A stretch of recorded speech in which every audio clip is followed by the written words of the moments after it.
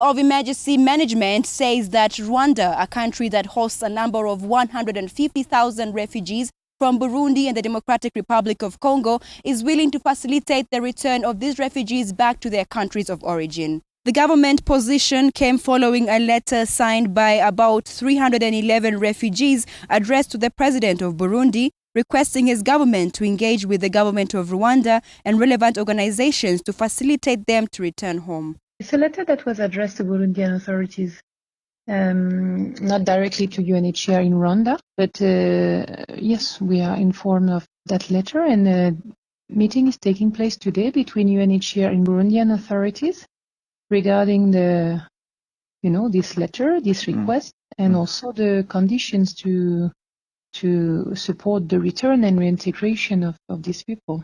Well, actually, last year, all the year, we could witness about 200 spontaneous returns per month. So people who wish to go back to their country could go back. I mean, it was happening already, but it was more spontaneous returns because there is no tripartite agreement between Rwanda, Burundi, and UNHCR to facilitate an organized voluntary repatriation program. However, not all the Burundian refugees in Rwanda, which are about 72,000, have expressed willingness to return, with one section saying that the conditions are not yet convincing, despite the country's new president, Major General Evariste Ndayishimiye, declaring upon taking office in June that doors were open for refugees to freely return.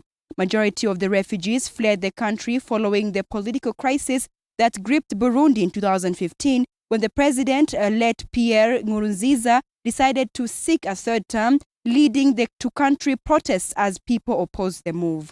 Armed forces cracked down on demonstrators, unleashing brutal force against those who opposed President Nkurunziza's extended rule, leading to close to 500,000 people fleeing to neighboring countries. In their letter, the refugees say that there is hope for security under President Ndayishimiye's rule, following his promise that there will not be any revenge exerted upon political opponents, though some who are opposed to the return say that the conditions didn't change much despite the new government. According to the United Nations High Commission for Refugees, there are more than 430,000 Burundian refugees scattered across the region in Tanzania, Rwanda, Uganda, Kenya, and the Democratic Republic of Congo. Diana Iriza, Kigali, Rwanda.